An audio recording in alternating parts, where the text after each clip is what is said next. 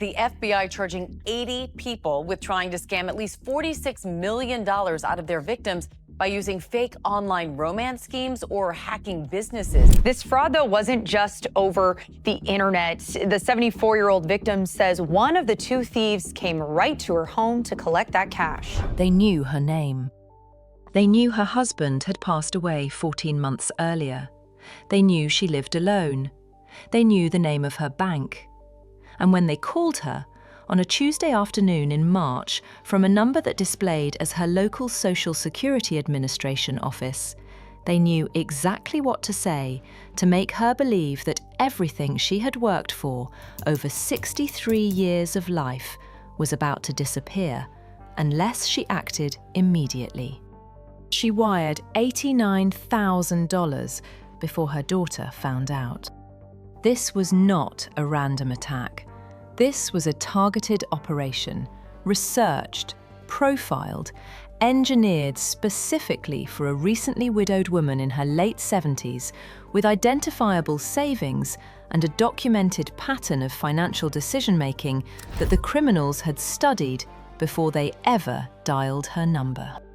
According to the FBI's 2024 Elder Fraud Report, Americans over 60 lost over $3.4 billion to fraud in 2023, a figure that increased by 11% from the prior year and almost certainly understates the true loss because, according to the same FBI data, only an estimated 1 in 44 elder fraud incidents is ever reported to authorities.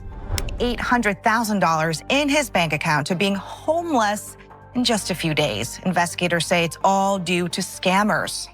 But here is what that number does not capture. And here is what makes this story different from every generic fraud warning you have ever heard. The scammers are not casting wide nets anymore. They are conducting surgical strikes.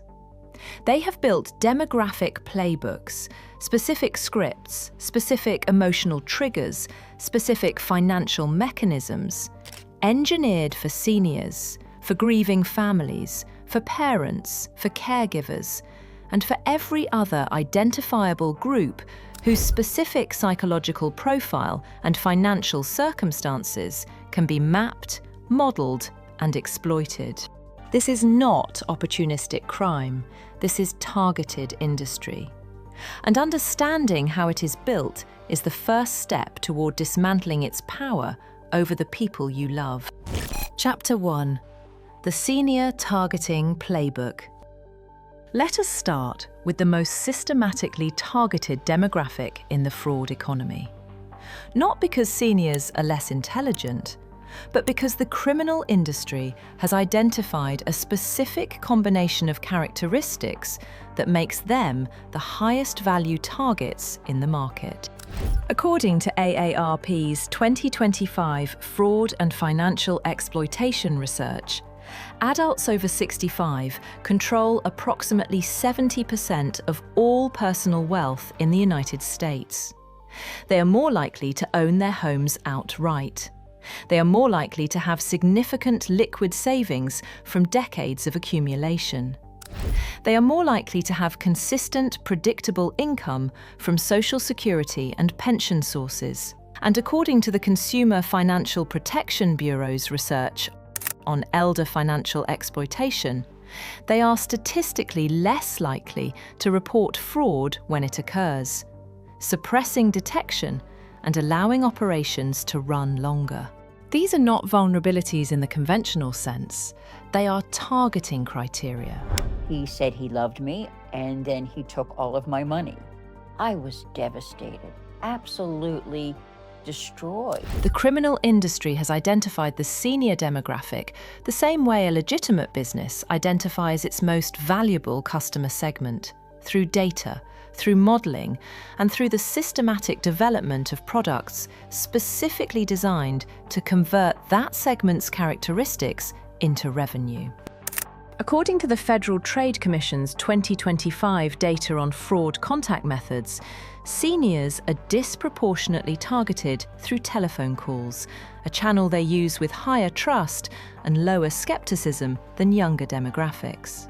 According to research from the Fraud Research Center at the University of Florida, the specific time windows of highest vulnerability for senior fraud targets are Tuesday through Thursday afternoons, when social isolation is highest, when financial institutions are open for transactions, and when the cognitive fatigue that affects decision-making quality is most pronounced.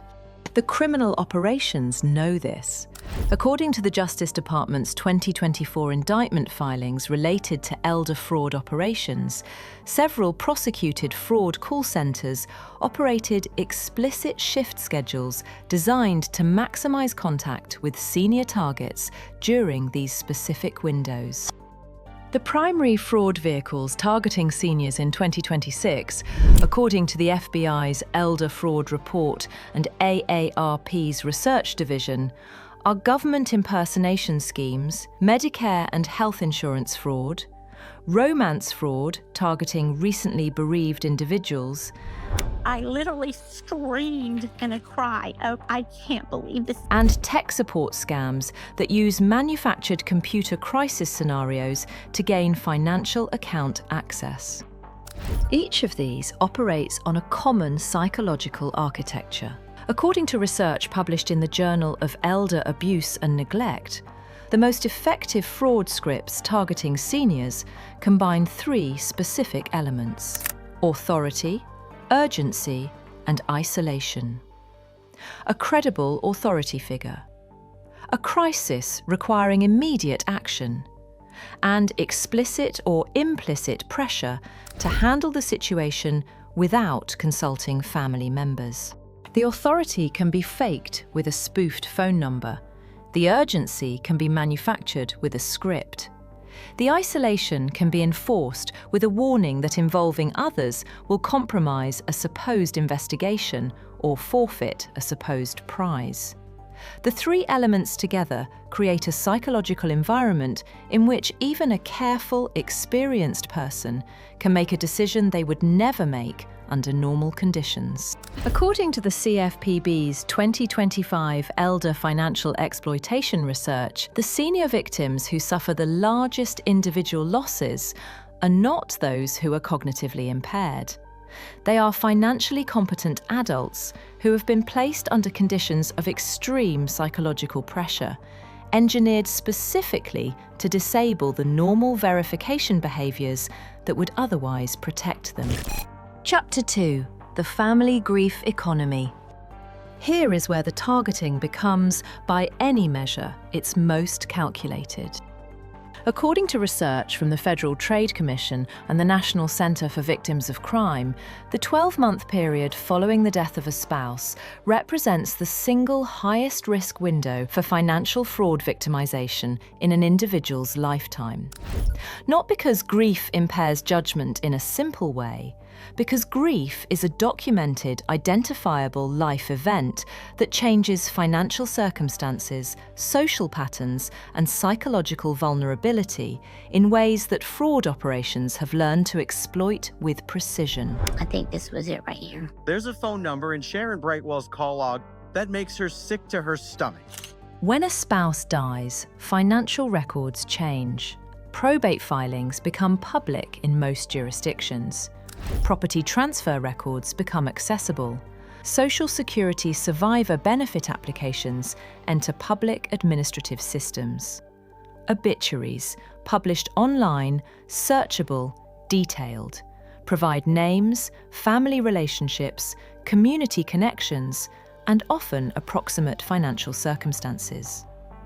According to investigative reporting by the Wall Street Journal on grief fraud in 2024, criminal data aggregation operations systematically scrape obituary databases to build targeted prospect lists of recently bereaved individuals within days of a spouse's death.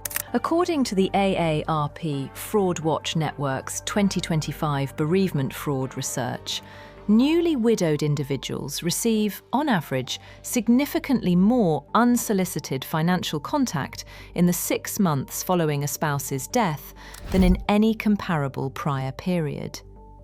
Investment opportunities, charity solicitations, contractor approaches for home repair, romantic connections on social media and dating platforms. Each of these contact categories has documented fraudulent variants specifically engineered for the recently bereaved. The romance fraud targeting of grieving seniors is, according to the FBI's IC3 2024 data, the highest average loss subcategory in elder fraud. According to the same FBI data, the average loss per victim in romance fraud cases targeting seniors over 65 exceeded $50,000 in 2023, with cases regularly reaching 6 and 7 figures for victims who have been engaged in fabricated relationships over extended periods. The emotional mechanism is not weakness, it is humanity. The desire for connection following devastating loss is a universal human experience. The criminal industry has built a product that exploits that humanity with the systematic coldness of a business model. According to the National Council on Aging's 2025 financial safety research, family conversations about fraud vulnerability are the single most effective protective intervention for recently bereaved seniors. More effective than financial institution monitoring, more effective than consumer education materials, and more effective than regulatory warnings. But according to the same research, less than 20% of families have these conversations before a fraud event occurs. The conversation almost always comes after. Chapter 3: The Family Targeting Evolution. The senior demographic has been the primary focus of targeted fraud for decades. But according to the Federal Trade Commission's 2025 Fraud by the Numbers report, the fastest growing victim demographic in targeted fraud operations is now adults aged 35 to 54, the family formation demographic. Parents, dual income households, people managing mortgages, college savings, and aging parents simultaneously. The fraud targeting this demographic is architecturally different from elder fraud. It exploits not isolation and authority, but complexity and cognitive overload. According to research from the Financial Health Network's 2025 Household Financial Stress Study, adults in the family formation demographic report the highest levels of financial complexity management of any age group. More financial accounts, more financial obligations, more financial decisions to make simultaneously than at any other life stage. This complexity creates vulnerability not through emotional manipulation, but through attention fragmentation. The parent managing a mortgage renewal, a child's tuition deadline, and an aging parent's care costs simultaneously is operating with a reduced cognitive margin for financial skepticism. According to the FBI's IC3 2024 data, the fraud categories generating the largest losses among the 35 to 54 demographic are investment fraud, real estate wire fraud, and employment scams. Each targets the specific financial anxieties of the family formation stage, the desire to build wealth faster, the large wire transactions associated with real estate purchases, and the income vulnerability of career transition. Real estate wire fraud deserves particular attention because of its specific and devastating mechanics. According to the American Land Title Association's 2025 wire fraud report, over $400 million was lost to real estate wire fraud in the United States in 2024. The attack is surgically timed to the most financially significant moment in most families' lives, the closing of a home purchase.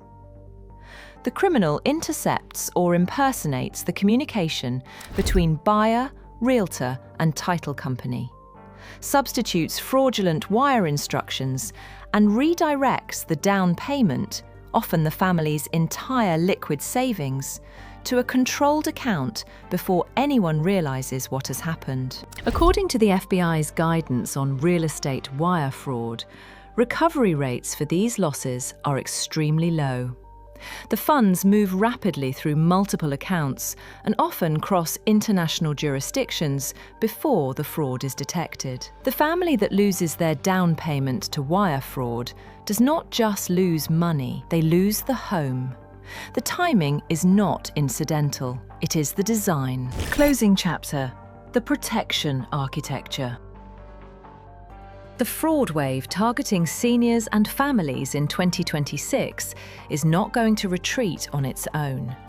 According to the World Economic Forum's 2025 Global Risk Assessment, demographic targeting in financial fraud is listed as an accelerating threat, driven by the increasing availability of personal data, the sophistication of AI-generated impersonation, and the expansion of the criminal infrastructure operating these schemes at industrial scale. But the expert consensus on protection is specific and actionable.